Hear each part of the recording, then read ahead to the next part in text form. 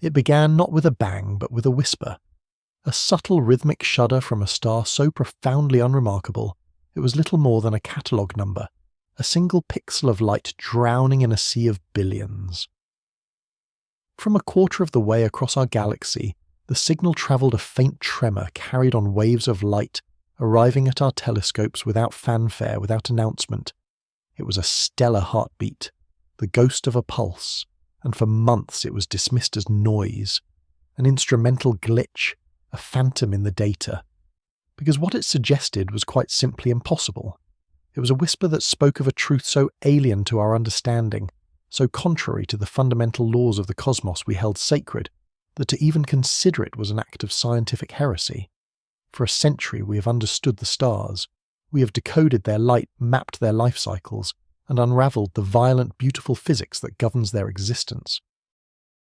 We know a star to be a magnificent self-sustaining battle, a war waged between two colossal opposing forces.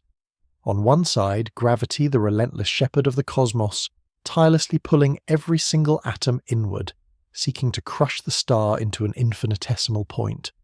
It is the ultimate force of compression, the engine of cosmic density, a power so immense it can bend the very fabric of space-time around it.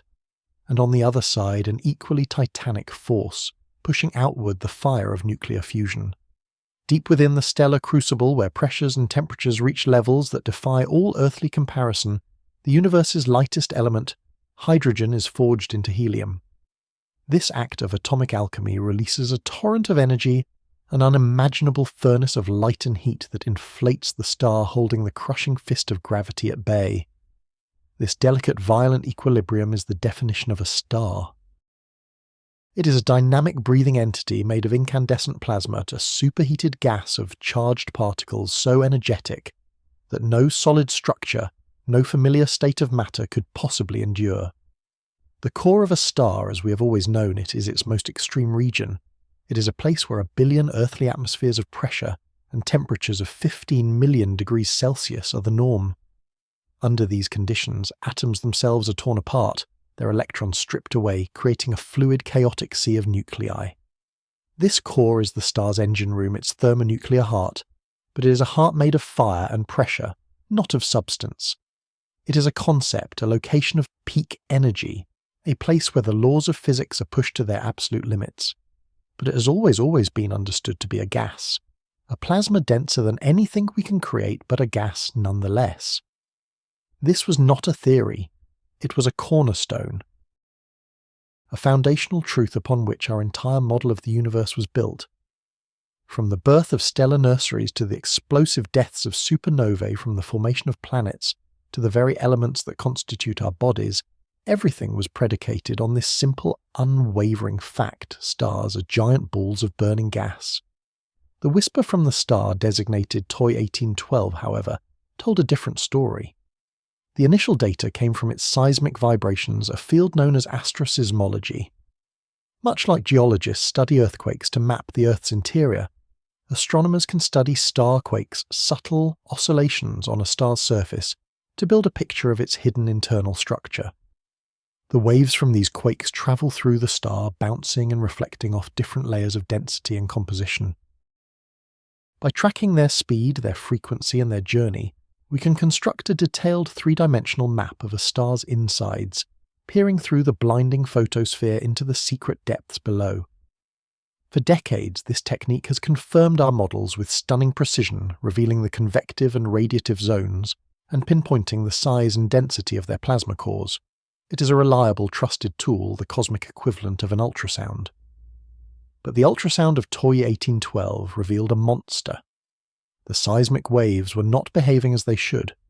As they plunged toward the star's centre, they were not merely refracting through a region of denser gas as expected.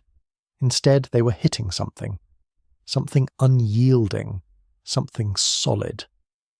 The waves were reflecting back with a sharpness, a clarity that spoke not of a gradual change in plasma density, but of a dramatic, abrupt boundary, a phase shift from gas to something else entirely. It was like shouting into a fog bank and hearing the echo return not from the mist itself, but from a wall of solid granite hidden within. The first analyses were discarded. The instruments were recalibrated, the observations were run again and then again. Every time the result was the same. The starquake data screamed a single unbelievable conclusion. Deep within this seemingly ordinary star, at the very centre of its thermonuclear furnace, lay an object with a defined solid surface. The implication sent a shockwave through the astronomical community. It was an aberration, a paradox wrapped in plasma. How could a solid object survive in a place hot enough to fuse the nuclei of atoms? What material could possibly withstand such colossal pressures without being vaporized and subsumed into the stellar gas? The team working on TOE 1812 began a desperate search for alternatives for any other explanation, no matter how exotic, that could account for the bizarre seismic echoes. Could it be an ultra-dense pocket of strange matter? Perhaps a tiny primordial black hole captured by the star at its birth, its event horizon acting as a reflective boundary. Each hypothesis was modelled, tested, and ultimately rejected. A black hole would produce a different gravitational signature, a telltale lensing effect that simply wasn't there. Hypothetical strange matter would have different resonant frequencies. Every conventional and unconventional map of astrophysics led to a dead end. There was only one explanation, however improbable, that fit the data perfectly. The core was not a theoretical form of exotic matter. It was made of something terrifyingly familiar: metal. The models pointed to a sphere of iron and nickel materials forged in the death throes of ancient massive stars. But it was metal unlike any we have ever encountered. It was a core subjected to pressures so extreme it had been crushed into a state of matter, known as a solid metallic lattice, but at temperatures that should have rendered it a gas. The calculation suggested an object roughly the size of the Earth, but containing the mass of 3 Jupiters. A single teaspoon of this material would weigh more than a mountain. It was a planetary core, a terrestrial heart impossibly suspended inside a stellar inferno. It was a solid spinning gyroscope of hyper-compressed iron, a gravitational anchor at the centre of a sun. This celestial hybrid, this star with a solid metallic heart, should not exist. It violates the very narrative of stellar evolution we have so carefully constructed. Stars are the creators of heavy elements, not their containers. They are the forgers spending billions of years patiently fusing lighter atoms into heavier ones, building the periodic table. The iron and nickel found in the core of our own planet were created in the explosive death of a long-forgotten star scattered into space, and then slowly gathered by gravity to form the worlds of our solar system.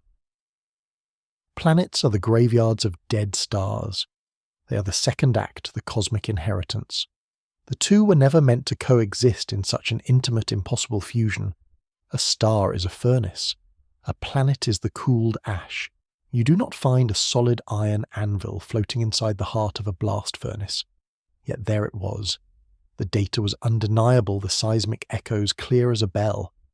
This discovery does more than simply add a new strange object to the cosmic zoo. It takes a sledgehammer to the very foundations of our cosmic theories. It forces us to ask questions we never before thought to pose. If a star can have a solid core, does that change how it lives, how it ages, how it dies? The core of a star dictates its entire life story.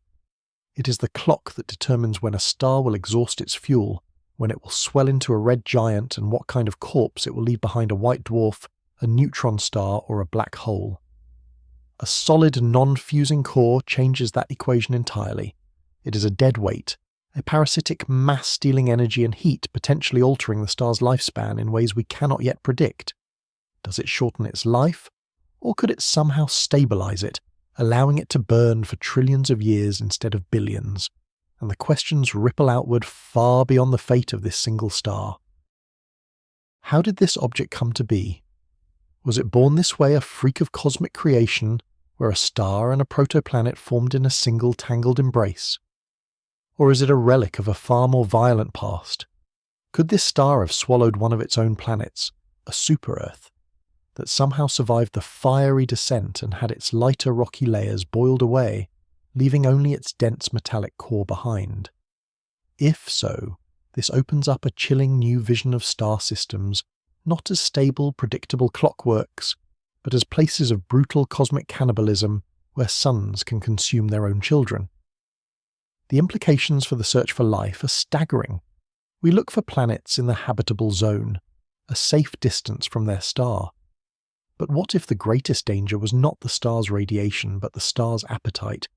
Or does the truth lie in an even more spectacular origin? Perhaps we're not looking at a star that ate a planet, but at the ghost of a star that has already died. We know that when a star like our Sun dies, it leaves behind a white dwarf, a smouldering Earth-sized core of super-dense carbon and oxygen. Could this object, TOI 1812, be something new, a second-generation star one, that formed from a gas cloud that somehow managed to reignite around the dead heart of a much older, smaller white dwarf, a stellar zombie, a phoenix reborn from the ashes of its predecessor, carrying the tombstone of a dead sun within its fiery new body? This single anomalous star has thrown open the floodgates of possibility, presenting us with a series of scenarios, each more incredible than the last. Each potential answer fundamentally rewrites a chapter of the cosmic story we thought we knew. This is no longer about one strange star. This is about everything. It is about the birth of stars, the formation of planets, the nature of matter under extreme conditions, and the ultimate timeline of the universe itself. The whisper from across the galaxy has become a roar, a deafening challenge to our most cherished certainties. We stand at a precipice staring into a new and profound mystery, forced to reconsider the very nature of what a star can be. The answer, we believe, lies not in how this star is living, but in the cataclysmic events that must have preceded its birth. To solve the riddle of this impossible object, we must journey back in time to a place of unimaginable violence and creation. We must explore the most extreme environments the universe has to offer, the chaotic, swirling disks of newborn stars, and the hellish final moments of their explosive deaths. For somewhere in that crucible of cosmic fire and destruction, the blueprint for this stellar paradox was forged, and finding it will change everything. To build the most massive, most complex structures in the cosmos, you must begin with the very lightest. This is the foundational paradox of our universe, a story that begins not with a bang, but with a whisper. In the immediate aftermath of creation, the cosmos was a place of radical simplicity. It was a vast expanding ocean of energy, cooling into a transparent fog composed of almost nothing but the two simplest elements: imaginable hydrogen, a single proton orbited by a single electron and a dash of helium, the slightly more complex but still feather-light second element. There was no iron, no carbon, no oxygen, no rock, no water, no life. The grand and intricate periodic table that governs our world today was almost entirely empty. The ingredients for planets, for asteroids, for you and for me were locked away unwritten in the cosmic recipe book. For nearly 200 million years, this was the state of everything. A universe of diffuse, featureless gas adrift in an endless, silent darkness. It was a kingdom of potential, a blank canvas awaiting its first stroke of light. The story of the stars, the story of how we got from that simple empty beginning to the rich complex cosmos we inhabit now, is the story of how the universe learned to build. It is a story of gravity, pressure, and fire. It's a story we thought we understood completely, a set of physical laws so elegant and so well tested that they formed the very bedrock of modern astrophysics. This story begins in places of unimaginable scale and profound cold, the great stellar nurseries of the cosmos. These are not bright shining beacons, but immense dark clouds of molecular gas and dust sprawling for hundreds of light years across the interstellar medium. They are ethereal ghosts in the galactic night diaphanous veils of primordial hydrogen, so cold barely 10 degrees above absolute zero that the atoms within have huddled together into molecules. From our perspective, they appear as inky black voids blotting out the light of the stars that lie beyond them, like the famous Horsehead Nebula or the Pillars of Creation. But these are not voids of emptiness. They are wombs of creation pregnant with the material for millions of suns. Within these colossal clouds, a battle of cosmic forces is perpetually waged. The tenuous gas, spread so thinly you could pass through it, without noticing, wants to expand forever into the vacuum of space. But a more patient, more relentless force is at work: gravity. Gravity is the universe's unseen architect, the silent sculptor of worlds and stars. It is infinitesimally weak on small scales, But across these vast molecular clouds it exerts an inexorable cumulative pull. Every single atom of hydrogen, every speck of dust whispers to every other a faint gravitational summons across the void. For millions of years this cosmic ballet remains in a delicate equilibrium. The cloud drifts churns and billows a slow-motion storm of nascent possibility. But the universe is a violent place. The equilibrium can be broken.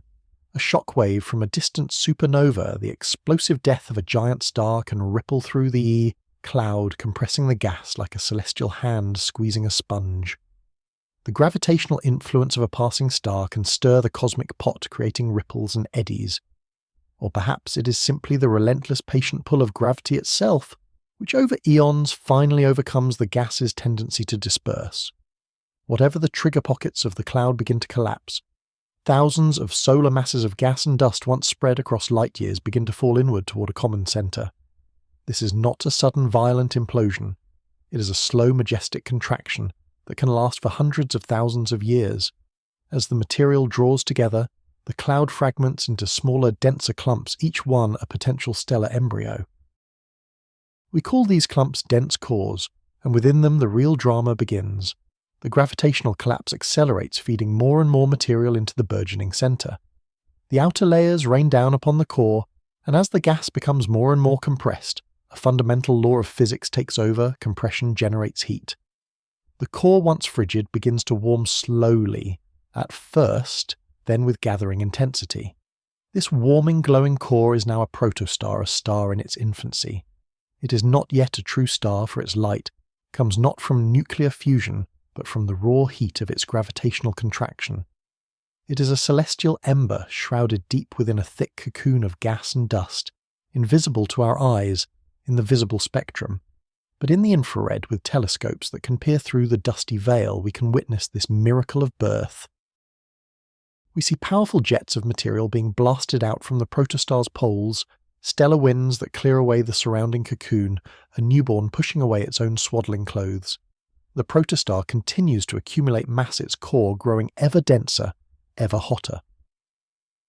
The pressure at its centre becomes unimaginable, millions of times greater than the atmospheric pressure on Earth. The temperature climbs from thousands to hundreds of thousands to millions of degrees. The hydrogen atoms, the universe's simplest building blocks, are stripped of their electrons, becoming a sea of bare protons swimming in a superheated plasma. They are pushed closer and closer together, moving at tremendous speeds, their natural electromagnetic repulsion screaming against the crushing force of gravity.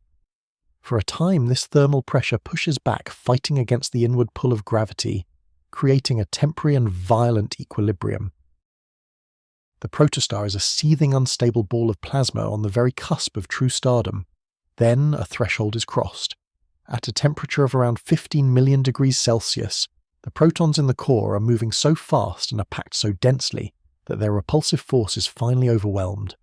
Two protons, forced together by the unyielding grip of gravity, will slam into each other and stick. One of them transforms into a neutron, releasing other subatomic particles, and they become a new combined nucleus deuterium, or heavy hydrogen. This is nuclear fusion. This is the moment a star is truly born. It is the instant that the gravitational heart of the protostar ignites into a thermonuclear furnace. The energy unleashed by this first fusion reaction is immense, and it sets off a chain reaction throughout the core. Deuterium nuclei fuse with more protons, creating helium-3. And finally, two helium-3 nuclei fuse to create the stable heavier element of helium-4, releasing yet more protons and a tremendous flood of energy in the process. This energy, in the form of gamma rays and neutrinos, begins to push its way out from the core. It is a journey that can take 100,000 years, as the photons of light are absorbed and re-emitted countless times by the dense plasma staggering their way to the surface. But when that light finally breaks free, it streams out into the cosmos. The protostar has become a main sequence star. It has achieved hydrostatic equilibrium, a perfect stable balance. The relentless inward crush of gravity is now precisely counteracted by the outward radiation pressure from the fusion furnace in its core. A star like our Sun has found its lifelong calling, and it will spend the next 10 billion years in this stable state, calmly fusing hydrogen into helium. This process, this transmutation of one element into another, is called stellar nucleosynthesis. It is the universe's alchemical engine. For stars like our Sun, the story largely ends with helium, and eventually after billions of years a core of carbon and oxygen. But for stars born with much more mass, 10, 20, 50 times the mass of our Sun, the story is far more dramatic. These celestial titans burn through their hydrogen fuel with ferocious speed, living fast and dying young, their lives measured in mere millions of years, not billions. Their cores are far hotter, their gravitational pressures far more extreme. Once they exhaust the hydrogen in their cores, gravity once again begins to win the battle. The core contracts and heats up even further until it becomes hot enough to ignite the helium ash, left over from the first stage of fusion. The star's alchemical forge kicks into a higher gear. 3 helium nuclei are slammed together to form carbon. Then by capturing another helium nucleus, carbon becomes oxygen. The star has entered a new phase of life, a giant or supergiant, its outer layers swelling to enormous proportions. But the process doesn't stop there. As each fuel source is exhausted in the core, gravity tightens its grip again. The core contracts and heats to an even higher temperature, and the ash of the previous stage becomes the fuel for the next. Carbon fuses into neon and magnesium. Neon fuses into oxygen and silicon. Silicon fuses into sulfur, argon, and calcium. The star develops a stratified layered structure like a cosmic onion. At its very center is the hottest, densest region, where the heaviest elements are being forged. Surrounding that is a shell where the next lightest element is fusing, and so on, all the way out to the outermost shell where hydrogen is still fusing into helium. It is a breathtakingly elegant ordered system, a production line of cosmic creation. Each stage of fusion is shorter and more violent than the last. Hydrogen burning lasts for millions of years, helium burning for hundreds of thousands, carbon burning for mere centuries, silicon burning, the final frantic stage, lasts for only a single day. At the end of that day, the core of the massive star is composed of iron and nickel. And here the alchemy stops. Iron is the ultimate nuclear ash. Fusing iron atoms into heavier elements does not release energy. It consumes it. The star's engine, the source of the outward pressure that has supported it against gravity for its entire life, suddenly catastrophically switches off. There is nothing left to hold back the weight of its own immense mass. In less than a second, the iron core, a ball the size of the Earth but with more mass than the Sun, collapses under its own gravity.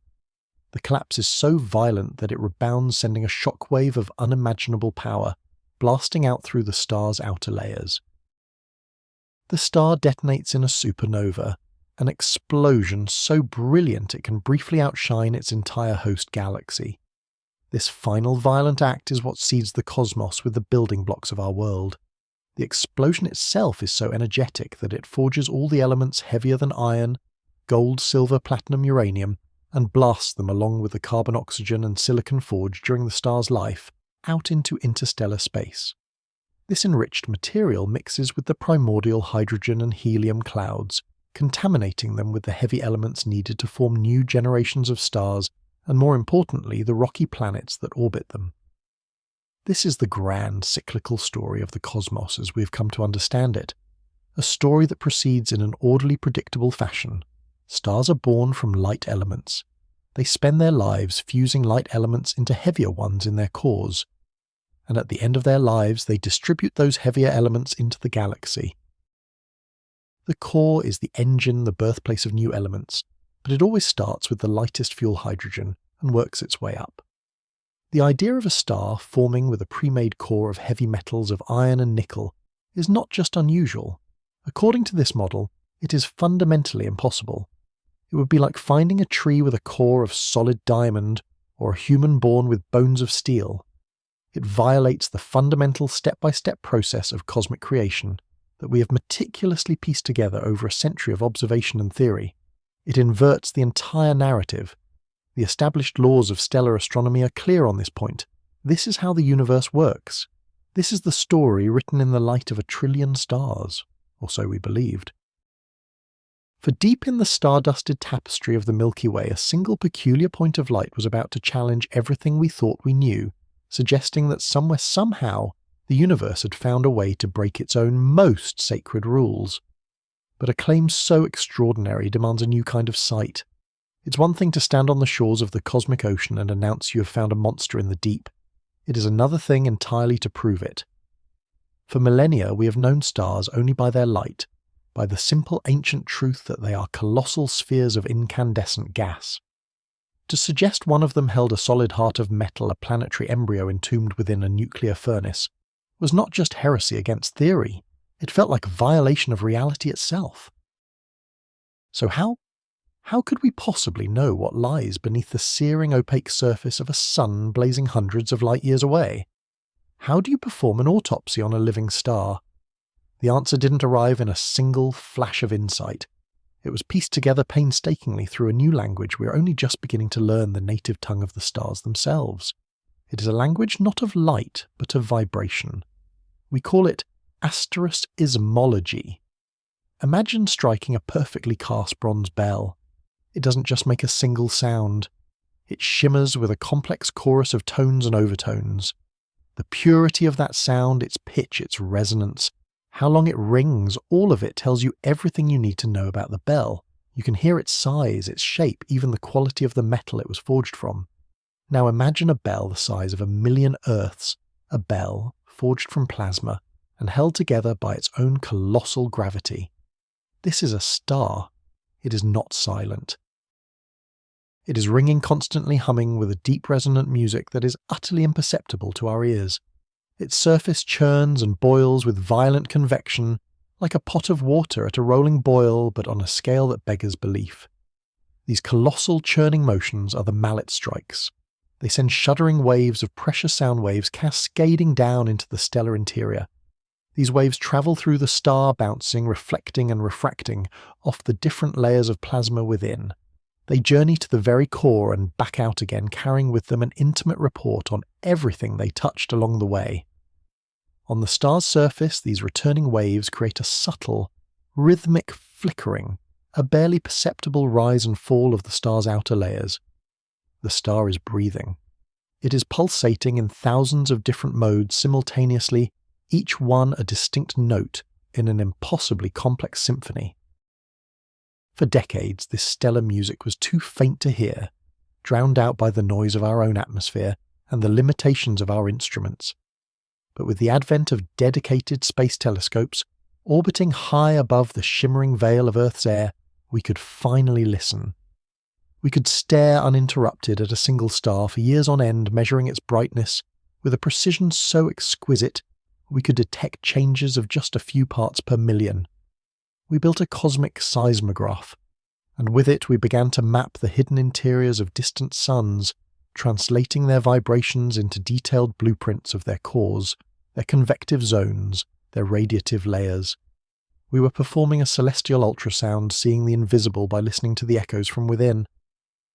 For the star designated WD Rho 816 plus 3B7, the initial readings seemed routine.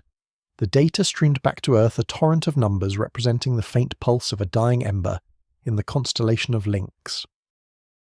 Astronomers fed these numbers into their sophisticated computer models, preparing to decode its song. The models are masterpieces of physics programmed with everything we know about how stars work, how pressure and temperature change with depth, how energy flows from a star's heart to its surface. The process is a bit like tuning an instrument. You listen to the star's notes, its pulsation frequencies, and you adjust the parameters in your model, its mass, its age, its composition, until the song produced by your simulation perfectly matches the song of the real star. When they match, you have it. You have a definitive picture of that star's soul. With WD, Yo-Extrafungsexen plus 37, however, the song refused to resolve. It was dissonant. There was a note in the stellar chorus that shouldn't have been there, a jarring tone that no model of a standard white dwarf could replicate. The team ran the simulations again and again. They checked the telescope's calibration, they scrubbed the data for errors, they accounted for every conceivable instrumental glitch. But the anomaly persisted. The star's vibrations told a clear, unambiguous story. Some of the sound waves travelling deep into the interior were behaving very strangely. It was as if they were hitting something something impossibly dense. In a normal star composed of gas and plasma, the journey of a sound wave is a smooth, predictable curve. But here the waves were being reflected back far too quickly, their travel time cut short. The data suggested they were encountering a boundary, a sudden shocking transition from one medium to another, like a sound wave in the air suddenly striking a wall of solid steel. The oscillations revealed a core so dense, so compact, that it was altering the star's fundamental frequency, like a lead weight secretly welded inside a crystal glass.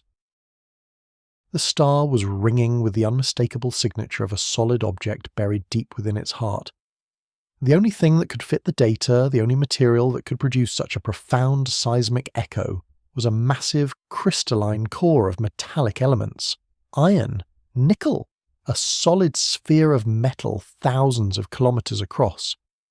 The conclusion was so radical, so completely at odds with a century of stellar theory, that the research team hesitated. They knew what they were about to claim. They understood that to publish this would be to invite a firestorm of skepticism from the global scientific community. Before they could announce their discovery, they needed more. They needed a different line of evidence, a separate witness to corroborate this unbelievable story. They turned from listening to the star's heartbeat to reading its chemical fingerprint, a technique of breathtaking precision, ultra-high-resolution spectroscopy. Every star's light carries a hidden code. As light travels from the star's fiery depths up through its cooler, thinner atmosphere, the atoms of different elements floating there each absorb very specific, very narrow slivers of that light. When we on Earth capture that starlight and spread it out into its full rainbow spectrum, it isn't smooth. It is crossed by a forest of fine dark lines, a unique cosmic barcode that reveals exactly what the star is made of. This is the star's spectrum. And for astronomers, learning to read these lines is like a historian learning to read hieroglyphs. It unlocks the secrets of a star's life, its origins, and its death. For a white dwarf like WD Current plus 3T7, that barcode should have been remarkably simple. A white dwarf is the retired elder of the stellar world. Its nuclear fires have gone out. It is now just a cooling, super-dense cinder.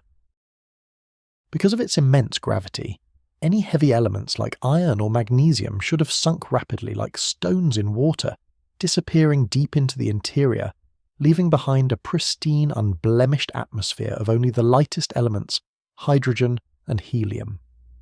Its spectrum should have been clean, almost featureless. But when the light of this particular star was painstakingly dissected, its barcode was a mess. It was contaminated. The spectrum was riddled with the unmistakable absorption lines of heavy metals, oxygen, magnesium, silicon, and most prominently a staggering amount of iron. These elements had no right to be there. They should have vanished into the core eons ago. It was like finding fresh footprints on a locked room ceiling. It defied the known laws of physics. Yet this spectral pollution provided a powerful independent confirmation of the astroseismology data. The two seemingly impossible findings suddenly made a terrifying kind of sense when put together. The star had a massive metallic core, and for some reason that core was polluting its own atmosphere. It was as if the star were dredging up material from its deepest layers, pulling fragments of its own solid heart to the surface. Perhaps its powerful magnetic fields anchored in that spinning metal core were acting like a celestial conveyor belt, churning the star's interior and bringing these heavy elements into view. The evidence was now twofold. The star was ringing like it had a metal core, and its light was tainted with the very metals that would make up such a core. The case the team felt was becoming undeniable. They wrote their paper, checked their data one last time, and submitted it for peer review, bracing for the impact. The reaction was immediate and it was brutal. Skepticism is the immune system of science, the essential mechanism that attacks and destroys faulty claims before they can infect the body of knowledge. And this new claim was perceived as a dangerous pathogen. The initial peer reviews were merciless. The first most obvious criticism was external contamination. Perhaps the critics argued the star wasn't polluted from within, but from without. It was a well-known phenomenon that white dwarfs can sometimes accrete or feed on the debris from their old planetary systems. An asteroid or a small planet could have spiraled too close and been torn apart by the star's gravity, raining down a shower of heavy elements onto its surface. This would perfectly explain the spectral contamination without requiring the radical paradigm-shattering invention of a solid metal core. It was a clean, elegant, and powerfully simple rebuttal. It fit within the existing framework of astrophysics. It required no revolution. The team behind the discovery now faced a daunting task they had to prove a negative. They had to demonstrate conclusively that there was no orbiting debris, no dust cloud, no planetary wreckage anywhere near WD 0816 Sus-37. They begged for and were granted observation time on some of the world's most powerful telescopes, turning them towards the star, not to study the star itself but the empty space around it. They searched for the faint infrared glow of a dust disk, the telltale signature of a shredded asteroid belt. They found nothing. The space around the star was clean. They watched for months looking for the minute periodic dips in starlight that would indicate planets or smaller bodies transiting in front of the star. Again, nothing. They were methodically, painstakingly eliminating every conventional explanation. With each null result, their own unbelievable theory grew stronger, but the skepticism from the wider community only deepened. The lack of a debris disk was not considered proof of their theory, but merely a deeper puzzle. The debate raged at conferences and in academic journals. Alternative theories were proposed, each more elaborate than the last. Could it be an undiscovered type of stellar binary system, with a companion star somehow painting the white dwarf's surface with metals? Extensive radial velocity measurements ruled that out. The star was alone. Could the standard models of how elements sink in a white dwarf's gravity be fundamentally wrong? This was a more serious challenge. It struck at the core physics of their argument. In response, theorists were enlisted independent teams of computational astrophysicists, tasked with trying to break the established models. They ran supercomputer simulations for weeks, pushing the physics to its absolute limits, trying to find any scenario, any exotic magnetic field configuration or internal rotation speed that would allow a normal white dwarf to hold heavy elements in its atmosphere for so long. Every attempt failed. The models held firm. According to everything we knew, those metals should have sunk from sight in a geological eye blink. Yet there they were. The turning point came from an entirely different direction. Another team of astronomers on another continent using a different telescope and different analysis software had been conducting their own survey of white dwarf pulsations. Intrigued and deeply skeptical of the claims about WD 0816+7, they decided to target the star themselves to either confirm or debunk the finding once and for all. For 6 months they gathered their own data completely independently. The original team weighted their careers and reputations hanging in the balance. This was the ultimate test of scientific discovery reproducibility. Can someone else following your steps find the same monster you did? The atmosphere in the astronomy department was thick with tension. They had staked everything on an observation that seemed to defy common sense. If this new data showed a normal, boring stellar pulsation, their theory would be dead. Then the email arrived. It contained no grand pronouncements, just a simple data file and a one-line message: "You need to see this." They plotted the new frequency data from the second team over their own original data. The room fell silent.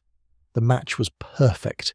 Every peak, every trough, every anomalous harmonic that had haunted their computer models for years was there, shining with brilliant, undeniable clarity. The second team had heard the exact same dissonant song. They had found the same echo from the deep. It was no longer an instrument error. It was no longer a software glitch or a statistical fluke. It was real. The star was real. The core was real. The skepticism that had been a raging firestorm dwindled to smouldering embers. One by one, former critics began to re-examine the evidence running the combined data through their own models. The conclusion became inescapable. The models only worked, the star's symphony only made sense when you did the unthinkable. You had to abandon the idea of a core made of compressed carbon and oxygen. You had to throw out the old blueprint. You had to reach into the heart of the simulation and insert a solid sphere of iron and nickel, a cosmic anchor weighing more than Jupiter. Only then did the dissonance resolve into harmony. Only then did the data finally sing. The confirmation was not a moment of loud celebration, but one of quiet, profound awe. The detective story was over, the verdict was in.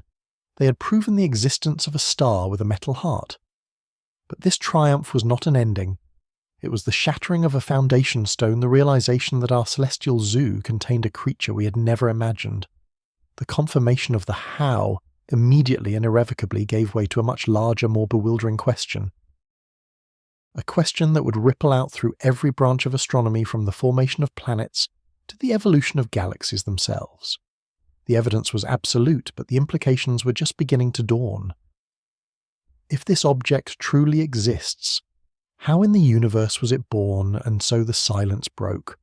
The quiet, sterile hum of data processing, the patient vigil of telescopes turning in the dark, all of it was shattered by a confirmation that echoed not through laboratories, but through the very soul of astronomy. It was real. The star with the impossible heart of metal was not a ghost in the machine, not a trick of light bent by gravity, not a misinterpretation of weary eyes. It was a fact as solid and undeniable as the ground beneath our feet, and with its validation, a tectonic shift began in the bedrock of our cosmic understanding. The world of astrophysics, a discipline built on the slow, meticulous layering of observation and theory, had just been struck by a seismic event. The initial wave was not one of celebration. It was a global collective gasp, a sudden chilling silence that fell over university departments and research institutions from Pasadena to Munich. Imagine dedicating your life to painstakingly assembling a beautiful, intricate mosaic, only to have someone hand you a piece that simply cannot fit a piece, forged from a material you believed could not even exist. Every model of stellar genesis, every elegant equation describing the life and death of stars had been rendered incomplete. Not just wrong in the details, but fundamentally foundationally lacking.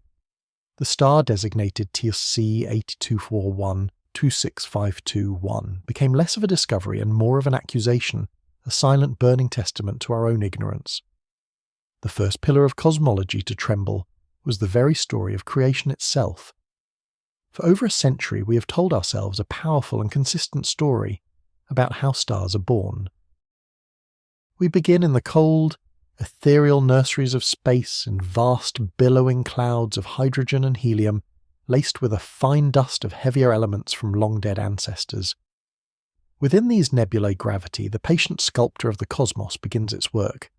It coaxes gas and dust into denser and denser clumps, tiny seeds of nascent solar systems. Over millions of years, these clumps grow, pulling in more material, spinning faster, heating up. At the center of this swirling accretion disk, a protostar ignites its core, reaching the critical temperature and pressure to spark nuclear fusion. This is the moment of birth, the lighting of a celestial candle. This elegant narrative, supported by countless observations, was our Genesis story. It explained the sun, it explained the stars in our night sky, it explained our own existence. But it could not in any way explain the iron star. An object with a solid metallic core presents a paradox that cuts to the very heart of this process. In the standard model, heavy elements like iron are the products of a star's life, not its starting ingredients.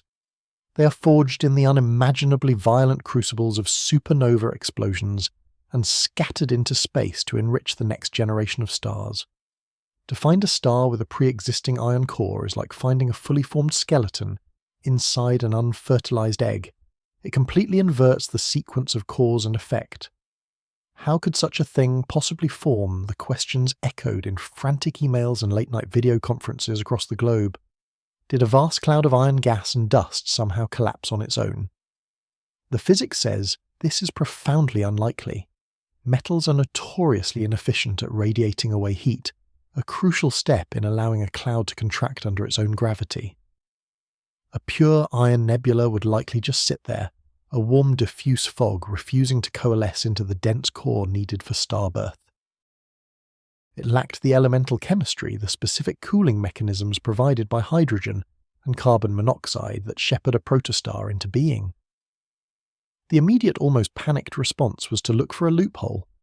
Perhaps the core wasn't primordial. Could a star, a normal hydrogen-burning star, somehow form an iron core through a bizarre accelerated process? Again, the laws of physics stood as a seemingly impassable wall. The process of stellar nucleosynthesis, the alchemical engine in the heart of a star, is a ladder. A star spends the vast majority of its life fusing hydrogen into helium. Only in the final desperate moments of a massive star's existence does it climb further, fusing helium into carbon, then carbon into neon oxygen, silicon, and finally to iron. Iron is the top of the ladder. Fusing iron atoms together doesn't release energy, it consumes it. Iron is the final ash of the nuclear fire.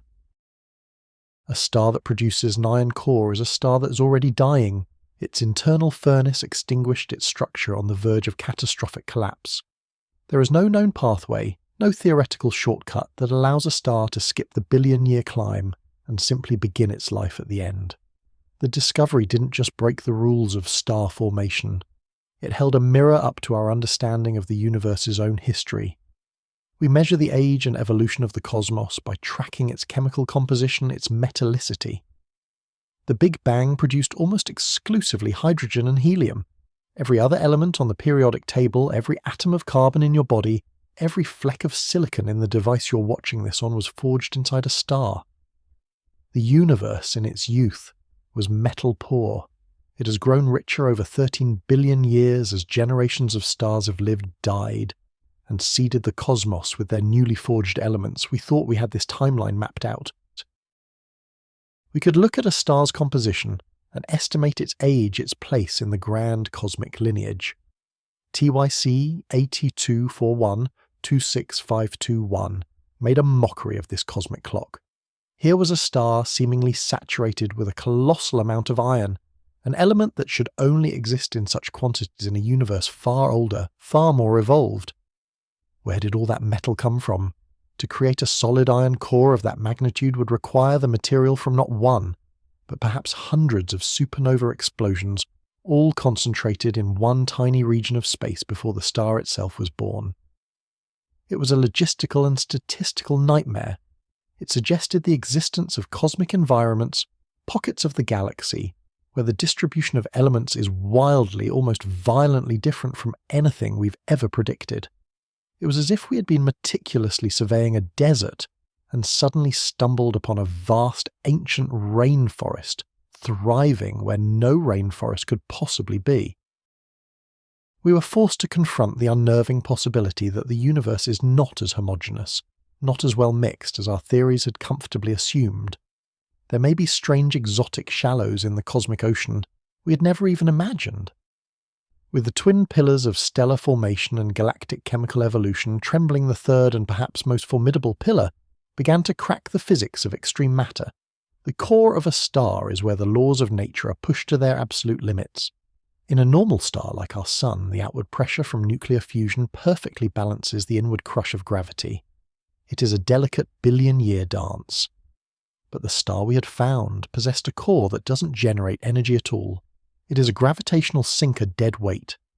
The star's outer layers of hydrogen and helium are burning, yes, but they are wrapped around a heart that is actively trying to kill it. This presented a profound conundrum of stability. What was holding this star up? According to everything we knew, a massive iron core devoid of fusion should collapse under its own colossal gravity in less than a second. The outer layers of the star would rain down upon it, triggering a supernova of unimaginable power, leaving behind either a hyperdense neutron star or a black hole. Yet this object was stable. It was burning. It was for all intents and purposes a living star, but one built around a skeletal remnant. It was a gravitational ghost somehow wearing the flesh of a functioning star. This forced physicists to venture into the wild frontiers of theory, to dust off apocryphal ideas once confined to the chalkboards of late-night debates. The answer, they began to whisper, might not lie in astrophysics but in the quantum realm.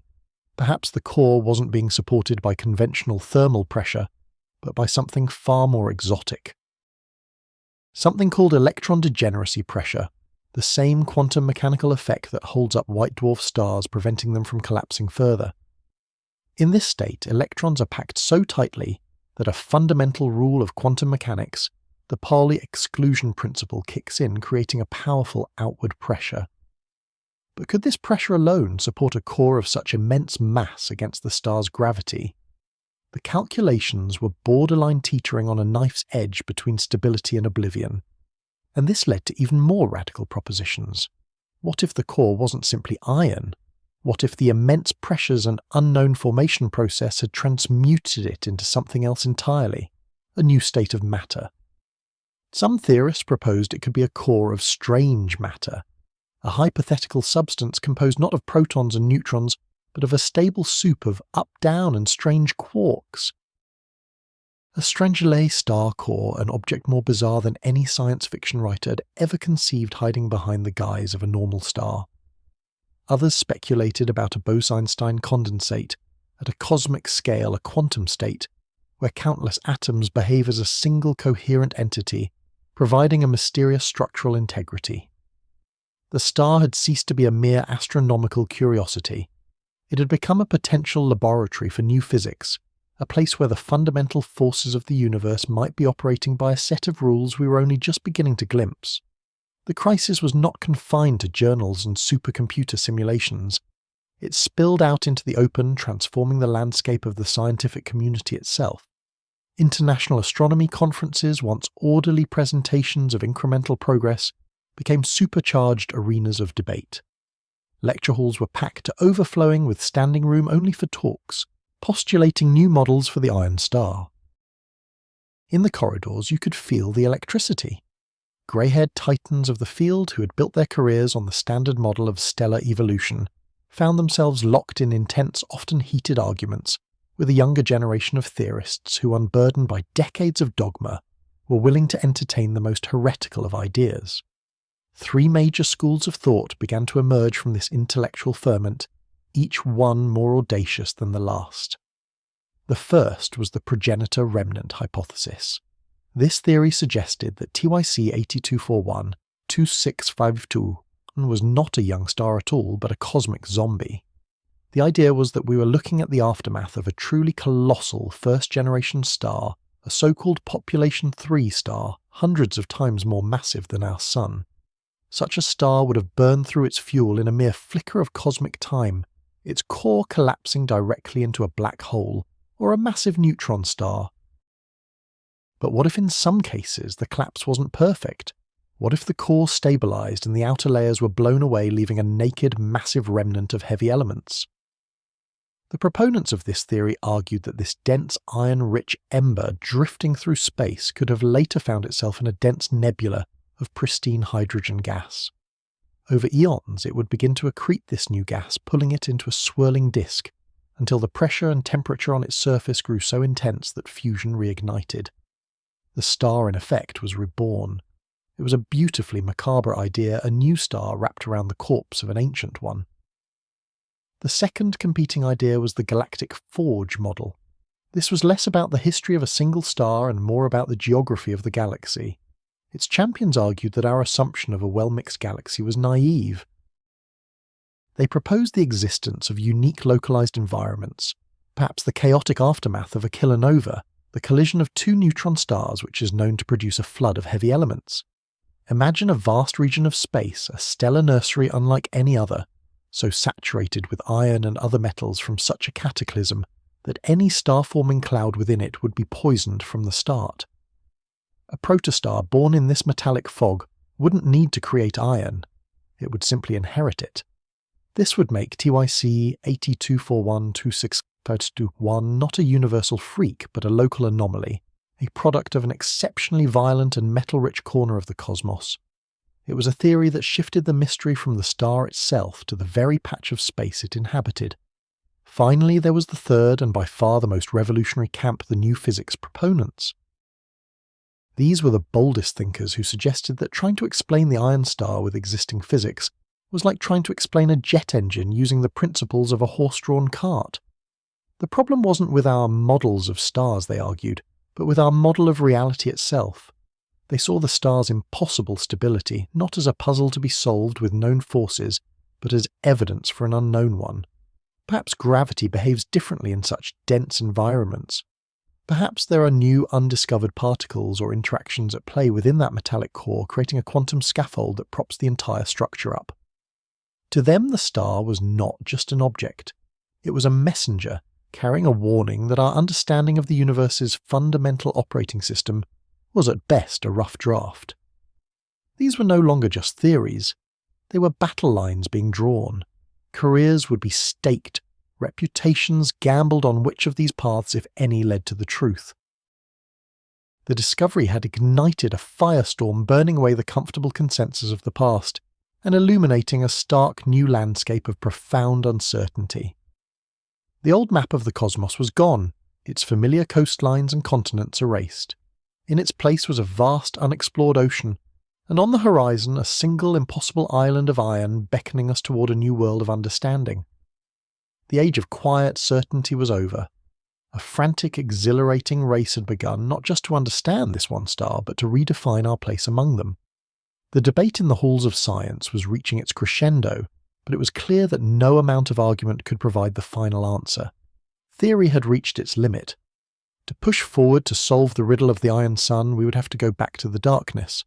We would need to look again with new eyes, and with a new and humbling awareness of just how much we still had to learn. And so this silence that followed the initial discovery was shattered. It was replaced by a roar of intellectual chaos, a global firestorm of questions that ignited in laboratories and observatories from the Atacama Desert to the highest peaks of Mauna Kea. The neat predictable chapters of stellar evolution, written in the language of mathematics and confirmed by a century of observation, were suddenly confronted with an impossible addendum, a single data point that threatened to unravel the entire narrative. The object, this stellar aberration with its heart of iron, was no longer just an anomaly. It had become a mirror reflecting the deepest cracks in our understanding of the universe. For the men and women who had dedicated their lives to charting the cosmos, the feeling was a dizzying blend of exhilaration and profound unease. We had found something that shouldn't exist, and now with the world watching, we had to explain it. The challenge was monumental, for every potential explanation seemed to demand a sacrifice, asking us to abandon a cherished pillar of astrophysical lore. The scientific community, once a largely unified front, fractured into competing camps, each championing a theory more radical than the last. These were not mere academic debates. They were desperate attempts to shore up the foundations of physics before the entire edifice collapsed. The first and perhaps most intellectually clean proposal was also the most profound in its implications, that we had not found a freak but a prototype. This theory suggested our metal-hearted star was the first confirmed member of an entirely new classification of celestial object, a ferrostellar, or iron-sequence star. It posits that the universe has more architectural diversity than we ever imagined. In this view, our sun and its hydrogen-fusing brethren are just one way, perhaps the most common way for nature to build a star. But other blueprints may exist, designs that operate under a completely different set of initial conditions. Proponents of this model began sketching out the hypothetical physics of such an object. Perhaps they form not from pristine clouds of hydrogen and helium, but from uniquely enriched nebulae, the contaminated graveyards of truly gargantuan first-generation stars that seeded their surroundings with an impossible density of heavy elements. In such a cradle, a collapsing protostar might form with a metallic core already in place, a gravitational seed around which the lighter gases could then accumulate. The fusion process would be entirely different, not a bottom-up process starting from hydrogen in the core, but perhaps a shell-based fusion, a series of concentric fires burning around a cold, inert heart. Its entire life cycle, its brightness, its temperature, its eventual death, would follow a completely unknown path. We would need to write entirely new textbooks to describe its journey. But this elegant solution carried a heavy burden. If this is a new class of star, a fundamental part of the cosmic menagerie, then where are the others? Our telescopes from Hubble to Webb have surveyed millions of stars in our galactic neighbourhood and peered into the cradles of distant galaxies.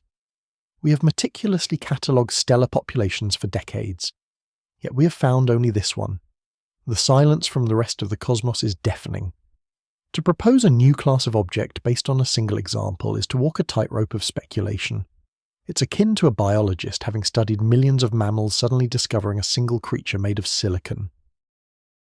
The immediate question isn't just, how does it live, but why is it the only one? Is this class of star exceedingly rare, forming only once in a trillion stellar births? Or are they hiding their unique light signatures masquerading as something else? Something we've been misinterpreting all along.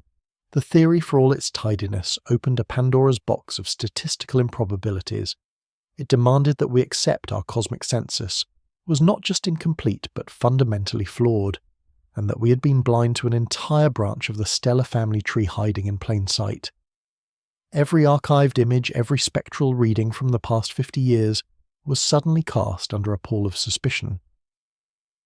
The search was on a frantic reanalysis of old data looking for the telltale spectral fingerprints of other iron hearts beating in the darkness. A second camp, far more speculative, took a bolder leap. They argued that to understand this star we needed to look not at a different type of physics but to a different time. This was the ancient relic hypothesis. It proposed that our star is not a product of the current universe at all, but a survivor, a refugee from a previous cosmic eon. Our entire cosmology is built upon the Big Bang model, a universe that began incredibly hot and dense, composed almost exclusively of hydrogen and helium. Heavier elements, the metals as astronomers call them, were forged later in the hearts of dying stars and gradually enriched the cosmos over billions of years. Our universe had to age before it had the raw materials to build something like Earth, let alone a star with a solid iron core. But what if this understanding is incomplete? What if the Big Bang was not the absolute beginning, but merely one event in a cycle of cosmic births and deaths? Some cosmological models, like the cyclic universe theory, flirt with the idea of a universe that expands, collapses in a big crunch, and is then reborn in a new Big Bang. If such a cycle exists, the previous universe might have been fundamentally different. It could have been an era far richer in metals, a cosmos where iron was as common as hydrogen is today. Our star in this breathtaking scenario would be a ghost, a leftover fragment from that bygone creation, somehow surviving the cataclysm of its universe's death and our universe's birth, carrying the metallurgical signature of a cosmos that no longer exists. It is a theory that borders on science fiction, and its proponents were met with immense skepticism. It requires us to question the very origin story of our own existence. We see the cosmic microwave background, the afterglow of the Big Bang, as definitive proof of a singular beginning. To accommodate an ancient relic, this evidence would have to be reinterpreted in a radical new light. The star becomes more than an anomaly. It becomes a fossil from a time before time, a message in a bottle from a lost reality. The physics required to insulate a star from the universe-ending, universe-creating violence of a big crunch and Big Bang cycle is completely unknown, seemingly impossible. And yet the object is there. It sits in our sky, its light travelling for centuries to reach us, calmly defying the history we have written for it. The ancient relic theory, while wildly improbable, had one seductive quality: it explained the star's utter uniqueness. Of course, we've only found one. It is an impossible survivor, a castaway adrift on the shores of our own space-time. We're not looking for a hidden population, but for the lone survivor of a cosmic shipwreck. The debate was no longer confined to astrophysics. It had spilled over into the realm of fundamental cosmology, challenging the very timeline of reality. The stakes had been raised from the life of a star to the life of the universe itself. Then came the third major theory, an idea that tried to avoid rewriting the laws of cosmology by embracing a different kind of violence. This was the planetary cannibal hypothesis, a model rooted in a cataclysm of unimaginable scale. In this scenario, the star itself is not unusual. It was born in the conventional way, a standard main sequence star fusing hydrogen in its core, just like our Sun. The anomaly, the iron heart, was not born with it, but was delivered to it. The theory posits that this star was once the host of a truly colossal planetary system. And in that system existed a planet of impossible proportions, not just a super-Earth, but a hypercore planet, an object composed almost entirely of metal, with a mass potentially hundreds of times that of our own world. How such a planet could form is a colossal mystery in itself, defying all models of planetary accretion. But if for a moment we accept its existence, a truly terrifying story unfolds. Through some gravitational disturbance, a cosmic nudge from a passing star, or a chaotic resonance within its own system, this metallic giant was thrown from its stable orbit. It began a long, slow death spiral, inching closer and closer to its parent star with every pass. We must try to imagine the final horrifying moments of this world's life. As it skimmed the star's outer atmosphere, it would be superheated to incandescence, its surface boiling away into space. The star's immense tidal forces would stretch and tear at it, peeling away its lighter mantle layers like the skin of an orange. This was not a gentle merger, but a brutal act of celestial consumption. The true drama, however, lies with the planet's gargantuan iron core. As the planet was shredded, this colossal sphere of metal, now stripped bare, would have plunged into the star's fiery embrace. The planetary cannibal theory hinges on what happened next, and it is here that the physics becomes a battleground. Could a solid object, even one so massive, survive a journey through the convective furnace of a star's interior? Many physicists argued no. They claimed it would have vaporized and dissolved into the stellar plasma within minutes, its material dispersing and mixing, slightly enriching the star's overall metallicity, but leaving no distinct core behind. The star would have indigestion, not a new heart. But the theory's advocates fought back with radical new models. They argued that the core's immense density and gravitational self-attraction could have allowed it to hold together, protected by its own extreme gravity and a boundary layer of vaporized metal. It would have punched through the turbulent outer layers of the star like a cannonball through water, a screaming molten projectile descending into the stellar abyss. Over thousands of years it would sink, pulled relentlessly downward by its own weight, until it finally settled in the star's very center, displacing the hot hydrogen-fusing plasma. The star's original core would be pushed aside, forced to become a shell of fusion surrounding the new dark intruder. The star would now have a gravitational anchor, a dead weight in its center, radically altering the hydrostatic equilibrium that keeps it from collapsing. This model was in a way the most conservative. It didn't require a new class of star or a new cosmology. It only required an impossibly large planet and a physics of stellar interiors that we had yet to discover. It framed the star not as a strange species or an ancient ghost, but as a crime scene. We were looking at a star that had committed an act of cosmic cannibalism, and the evidence its iron core was the one thing it could not digest. The stability of such a configuration became the central point of contention. A massive, non-fusing core at the heart of a nuclear furnace seems like a recipe for catastrophe. It should disrupt the energy transport, choke the fusion reactions, and cause the star to pulsate, swell, or even explode. And yet our star appears unnervingly stable. It shines with a steady, constant light. It is a beast that has swallowed a gravitational tombstone and against all odds survived. So there they were, the three competing narratives laid out on the grand table of scientific debate. A new species, a cosmic ancestor, or a celestial murderer. Each theory solved the central mystery while creating a cascade of new, seemingly insurmountable problems. Each demanded that we break something we held to be true. The conflict highlighted the two great pillars of stellar science, that this single object had brought to the brink of collapse our theories of stellar genesis and our theories of stellar thanatology. Our understanding of how stars are born, the gentle collapse of a gas cloud into a self-igniting sphere, could not account for a pre-built iron core. That process is supposed to take billions of years of stellar life and death, not be present at the moment of birth, and our understanding of how stars die was even more profoundly challenged. For a sun-like star, the formation of a dense core of carbon and oxygen signals its final days as a red giant before it peacefully puffs away its outer layers. For a massive star, the creation of an iron core is the final desperate act. Iron fusion consumes energy rather than releasing it, and once a star's core is made of iron, the furnace goes out. Gravity wins. The result is a supernova, the most violent explosion in the universe. This star, our star, was carrying its own death warrant in its heart, yet it was not dying. It was in the prime of its life, seemingly burning in defiance of the very element that should have heralded its immediate and spectacular demise. The debate raged on in heated conference calls, on sprawling whiteboard equations, and in the quiet hum of supercomputers running simulations that pushed the boundaries of known physics. The star had ceased to be a simple astronomical object. It had become a focal point for our cosmic ignorance, a symbol of the vast unknown ocean that lies just beyond the shores of our knowledge. Every theory was a desperate flare fired into that darkness, hoping to illuminate the truth. But the darkness was deep, and the truth remained elusive. We were confronted with a stark reality.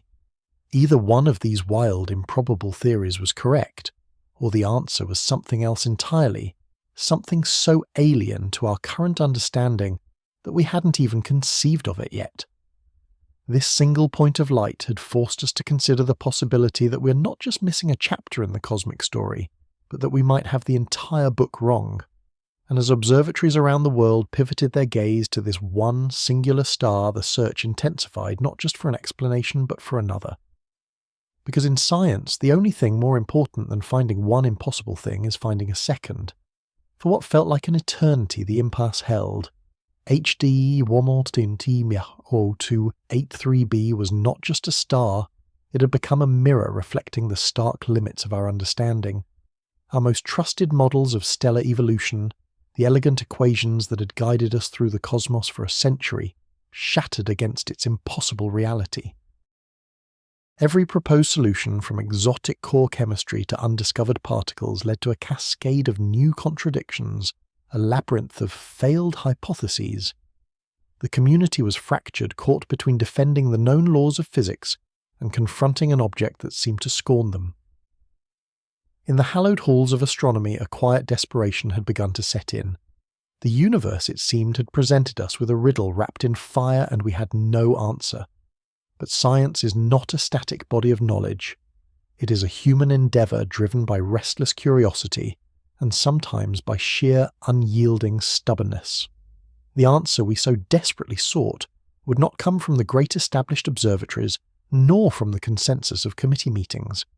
It would emerge from the fringes, from a small theoretical astrophysics unit in Freiburg, Germany, where a team had been pursuing a radical, almost heretical line of inquiry. Their work was not initially focused on our enigmatic star at all. They were exploring cosmic cataclysms, modelling the most violent events the universe has to offer, the mergers of stellar remnants in the chaotic graveyards of ancient globular clusters.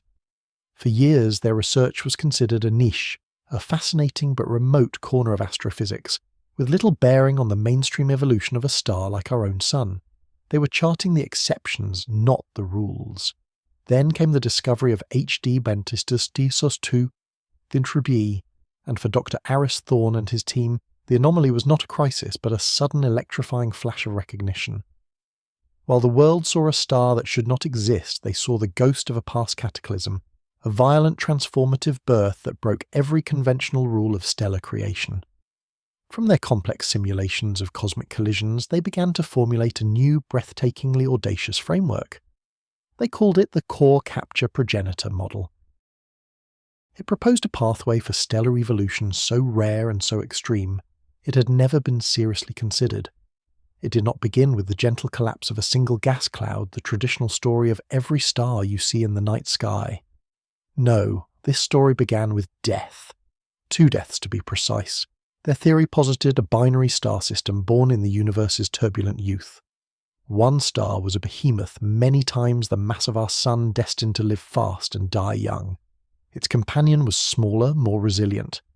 As we have seen massive stars forge heavy elements in their cores before exploding in a supernova. The core capture model, however, introduced a critical and violent twist. In the final moments before detonation, as the massive star's core collapsed into an ultra-dense neutron star, its gravitational pull on its smaller companion became monstrous. The supernova did not simply explode outwards. It was an asymmetrical blast, a celestial demolition shaped and warped by the immense gravity of its binary partner. This gravitational chaos, Thorne's team argued, created a unique opportunity. For a fleeting instant, a window of extraordinary physics opened. The explosion, instead of flinging the newly formed neutron star away into space, was just chaotic enough, and the companion star just close enough to do the unthinkable. The smaller star, battered and stripped of its outer layers by the supernova's shockwave, was gravitationally captured. But it didn't just become an orbiting partner. In a final desperate act of cosmic cannibalism, it began to accrete to pull in the superheated, metal-rich ejector from the heart of its dead companion. More than that, their model suggested that under the rarest of circumstances, the newborn neutron star itself, that city-sized ball of pure nuclear matter, could be swallowed whole. This was the heart of the hypothesis, a star that did not form its own core, but ingested one. The smaller star now, a traumatized swollen protostar, would have pulled the nascent neutron star into its own center. Here, the laws of physics would be pushed to their absolute breaking point. A neutron star, an object so dense that a spoonful of its material would outweigh a mountain, could not simply survive at the center of another star. The immense pressures and temperatures would cause it to decay to dissolve in a torrent of high-energy reactions. It would not vanish but transform. Its incomprehensible density and exotic neutron-rich matter would decay over millions of years, releasing its constituent protons and neutrons, which would then capture other particles, undergoing a form of stellar alchemy never before imagined. The result, a slow, steady release of the universe's heaviest elements, gold, platinum, uranium, osmium, which would settle into a stable, impossibly dense metallic sphere at the star's heart. This star would essentially be a fusion-powered furnace built around the radioactive ghost of a dead sun. It would be a hybrid, a chimera born from a sequence of events so unlikely it would be statistically almost unique in any single galaxy. The theory was magnificent. It was terrifying, and for most of the astronomical community it was utterly unbelievable. It sounded like science fiction, a baroque and needlessly complex solution to a problem that surely had a simpler answer. The backlash was immediate and fierce. Critics argued the timing required was too precise, the physics too speculative. A supernova is an explosion, a force of dispersal. The idea of it acting as a delivery mechanism for a stellar core was to many absurd. Dr. Thorne's team was accused of academic sensationalism, of weaving a fanciful tale to explain a single anomalous data point. For the core capture progenitor model to be taken seriously, it had to do more than tell a good story. It had to make a prediction. It had to be tested. And there was only one place to test a theory of such cosmic violence and complexity inside the digital universe of a supercomputer. At the Leibniz Supercomputing Center near Munich, Thorne's team was granted time on one of the most powerful machines on Earth and a computational titan named G. Here they would not merely simulate a star. They would attempt to recreate the entire violent saga from the final moments of a binary system to the birth of their theoretical chimera. The challenge was monumental. They had to code for the physics of a supernova, the complexities of gravitational interaction between two distorted stars, the hydrodynamics of gas flowing at near-light speed, and the speculative nuclear reactions of a decaying neutron star. It took 18 months just to write and debug the millions of lines of code. Then for 3 straight weeks the simulation ran. Inside its silicon heart, G played God. It birthed a digital binary system in a virtual globular cluster. It aged it for billions of years. It detonated the largest star and watched the maelstrom unfold. The team could only wait as the machine crunched quadrillions of calculations per second, its processors running so hot they had to be cooled by water, piped directly from the nearby Isar River. They were attempting to witness an event that might happen only once in a billion years, and they had to hope their virtual roll of the cosmic dice would land on the right numbers. On the 22nd day, the primary simulation was complete. A single surviving star had emerged from the firestorm. Now came the moment of truth. They began to run diagnostics on their virtual creation, programming the computer to observe it, just as we had observed HD War T-Sun 283b. The first results flickered onto the screen. They modelled the star's light, breaking it down into a spectrum. The virtual star's atmosphere showed the exact same inexplicable depletion of light metals, like lithium and beryllium, that had so baffled observers of the real star. Thorne's model predicted this: the intense chaotic formation process would have burned away these fragile elements in the star's turbulent youth. The team stared breathless. It was the first lock that had turned. Next they simulated the star's seismic activity, the way sound waves should reverberate through its interior. They compared the frequencies to the faint stellar quakes we had painstakingly measured from HD Sophonians 283. The data was not just a match, it was a mirror image. The simulation showed that a dense, solid metallic core would produce the precise acoustic signature, the specific harmonics, the exact damping of certain frequencies that had been detected. A second heavier lock clicked into place. The final test was the magnetic field. A normal star's magnetic field is generated by the churning motion of plasma in its convective zone, a process called a dynamo. But a star with a solid non-convecting metal core should have a profoundly different magnetic signature. It would be weaker, more stable, almost fossilized. When the team plotted the magnetic field lines of their simulated star, the image that materialized on the screen was an exact replica of the bizarrely placid, structurally rigid magnetic field we had observed emanating from HD Multi-No 2 3b. It was the final resounding confirmation. The key had turned, the door was open. The core capture progenitor model was no longer science fiction. It was the only theory that perfectly and precisely explained every single bizarre characteristic of the star that had broken astrophysics. When the Freiburg team published their findings complete with the stunningly concordant simulation data, the scientific world was silenced. The criticism evaporated, replaced by a wave of awe and excitement. Immediately, astronomers around the world began a frantic search, scouring decades of archival data for other stars that fit the unique profile. They knew what to look for now: an old metal-poor star with a weak magnetic field, depleted light elements, and a specific seismic hum. Within a year, they had found 2 more candidates lurking in the forgotten corners of old sky surveys. They were fainter further away, but the signs were unmistakable. HD Povostontendiu 283b was not a freak. It was simply the first of its kind we had recognized. It was the Rosetta Stone for a whole new class of celestial object, a ghost star built from the wreckage of a cosmic catastrophe. We had found our answer, but it was an answer more profound and more unsettling than we could have ever imagined. It told us that the life of a star is not always a slow, majestic and solitary journey. It can be a story of violence, of theft, of reincarnation. It revealed a hidden pathway in the cosmos, a mechanism where death is not an end, but a grotesque and spectacular ingredient for a new beginning. We now understand that the universe has a way of building things we never thought possible, using processes of unimaginable force to forge objects of exquisite strangeness. The discovery has rewritten entire chapters of stellar evolution, forcing us to reconsider the fates of binary stars and the very definition of what a star can be. The universe, it turns out, is not just stranger than we imagine, it is stranger than we can imagine. The star had yielded its secret, a secret born from the ashes of a supernova and the gravitational embrace of 2 dying suns.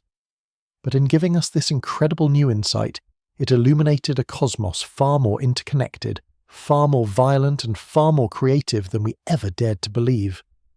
It begged a new, more profound question.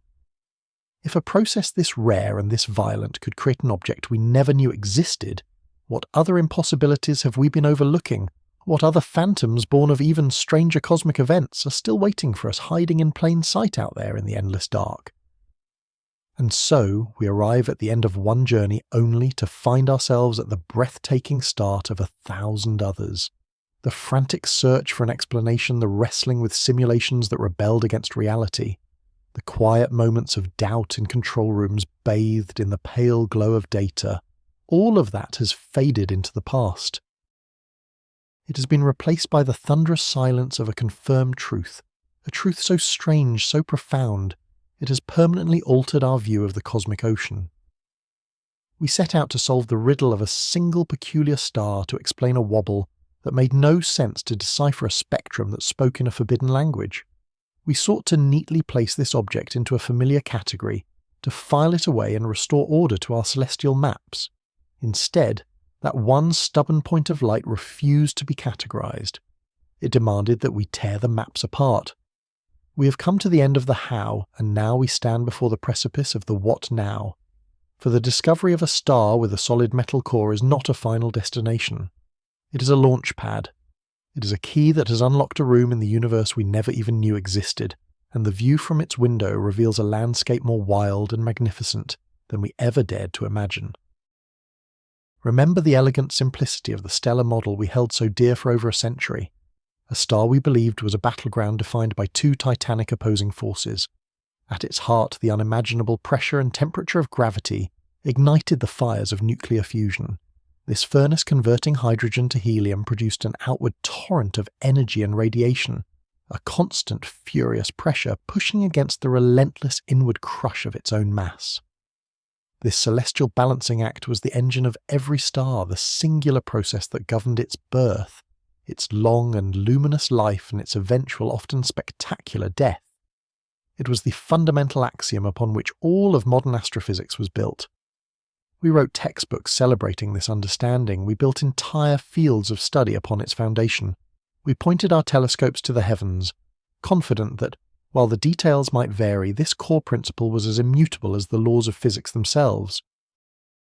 We believed we understood the heart of a star, but we were wrong. We had only understood one kind of heart. The star we have been observing, this impossible object, doesn't just add a footnote to that chapter. It sets the entire book ablaze.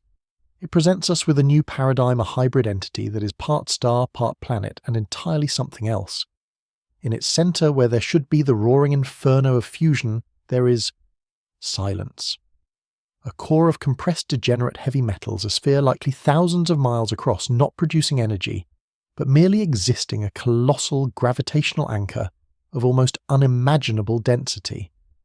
The fusion, we see the light that travelled for centuries to reach our instruments, is not coming from the centre. It emanates from a shell of hydrogen and helium wrapped around this solid heart, a celestial mantle burning not from the pressure of the entire star's mass, but from the localized immense gravity of the metallic core itself. This is not a simple tweak to the model. It is a complete inversion. It means that the star's lifespan is no longer solely dictated by the fuel in its core, but by the much slower consumption of fuel in its outer layers.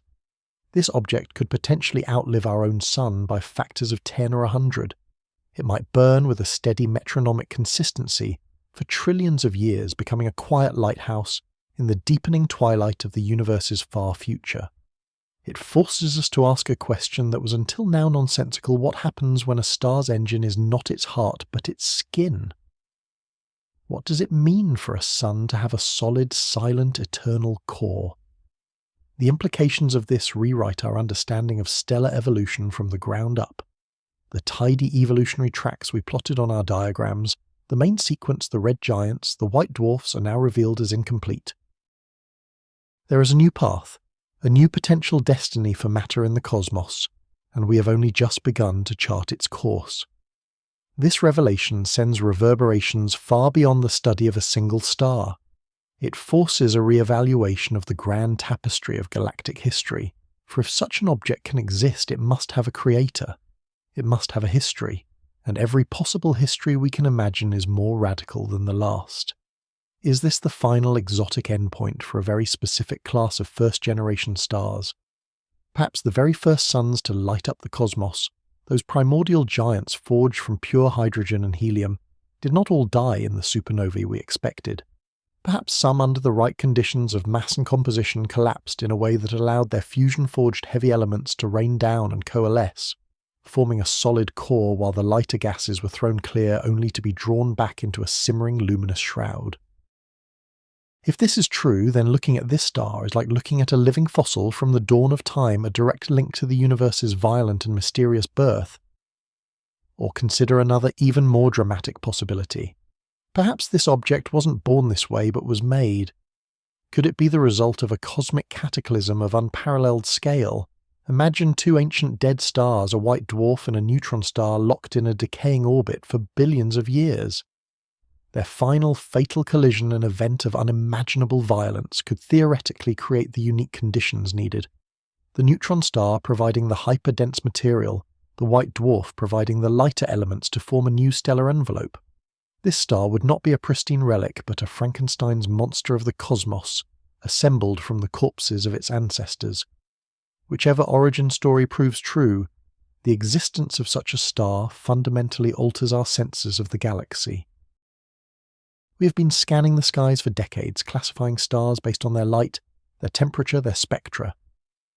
But our methods were all built on the assumption of a fusion-powered core. How many other objects like this have we missed?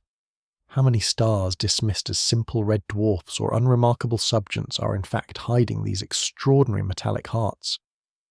Are we looking at a singular freak of nature, or the first confirmed member of a vast hidden population of celestial objects?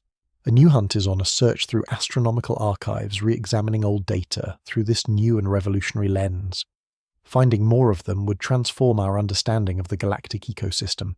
These objects could be crucial missing links in the story of how heavy elements, the very atoms that make up our world and our bodies, are created and distributed throughout the cosmos. They may not be the violent forges of supernovae, but they could be cosmic vaults locking away vast quantities of precious metals for eons, profoundly influencing the chemical evolution of the galaxy around them. They're a new piece on the celestial chessboard, and their presence changes the entire game. And where there is a new type of star, there is the tantalizing prospect of new types of worlds.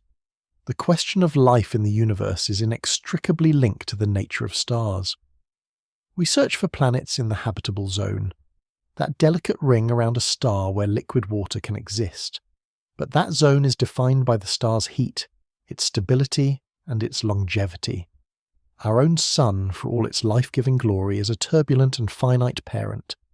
It has a lifespan of about 10 billion years, and it is prone to violent flares and fluctuations that can threaten life on its orbiting worlds.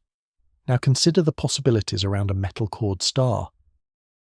Its energy output, governed by a stable, slow-burning shell, could be incredibly consistent over timescales that dwarf the entire current age of the universe. For billions upon billions of years, it could provide a steady, reliable stream of energy, a gentle and predictable warmth. This isn't just a habitable zone, it's a habitable epoch. It's a cradle of almost unimaginable stability, an environment where life wouldn't have just millions of years to emerge, but potentially trillions. What kind of complex ecosystems, what kind of ancient intelligences could arise given such an immense and uninterrupted expanse of time? The planets themselves would be bathed in a unique light, filtered through a stellar atmosphere with a chemical signature unlike anything we have ever seen. Their sun would not be a distant, inscrutable point, but an object whose very nature could be understood by studying the gravitational tides it imposes, the subtle but constant pull of its solid, massive heart. The search for extraterrestrial life has always been a search for worlds like our own, orbiting stars like our own. This discovery demands that we broaden our imagination. Perhaps the oldest, most advanced life in the cosmos is not huddled around yellow dwarfs like our sun. Perhaps it thrives in the ancient gentle light of these stellar metronomes, on worlds that have known uninterrupted biological evolution for a span of time that makes the entire history of life on Earth look like the blink of an eye. We have been looking for our peers. Maybe we should have been looking for our elders orbiting stars whose true nature we were until now completely blind to. It gives us a new target, a new hope, and a profound sense of humility about where we fit into the cosmic story. Ultimately, the journey to understand this impossible star is a mirror reflecting our own relentless, unyielding curiosity. The universe, it seems, has no obligation to conform to our expectations. It is not bound by the limits of our imagination or the elegance of our equations. Its creativity is boundless, its capacity for surprise infinite. For every mystery we solve, it presents us with a dozen more, each more profound than the last. This discovery is a powerful testament to the scientific process itself, a process that is not about being right, but about becoming less wrong. It is a story of human ingenuity, of our ability to build instruments that can listen to the whispers of distant suns, and of the courage to follow the data wherever it leads, even when it leads to the shattering of our most cherished beliefs. It is a reminder that the most exciting words in science are not eureka, but that's funny. That single anomalous wobble was not an error in the data. It was a greeting. It was an invitation from the cosmos to look deeper, to think harder, to be bolder. It was the universe telling us that the story of creation is far from finished, and that some of its most astonishing chapters have yet to be written. We stand here now on the shore of a new cosmic sea. The light from that distant metal-hearted sun continues its long journey, carrying with it secrets we are only just beginning to unravel. We look up at the same night sky, but it is no longer the same. We see it now not just as a collection of familiar well-understood fires, but as a place of deep and hidden strangeness, a realm where solid and gas can merge, where the rules can be bent, where stars can be born from the ashes of the dead. It fills us with a renewed sense of wonder, a feeling of profound connection to the grand unfolding drama of existence. We are a species defined by our need to know, to explore, and to understand. And in that single impossible star we have found the perfect reflection of our own spirit, a defiant spark against the darkness, a promise that the grandest discoveries still lie ahead of us, waiting patiently in the silent star-strewn dark. The quest is what defines us, and the universe in its infinite and beautiful complexity has just reminded us that the quest will never ever be over.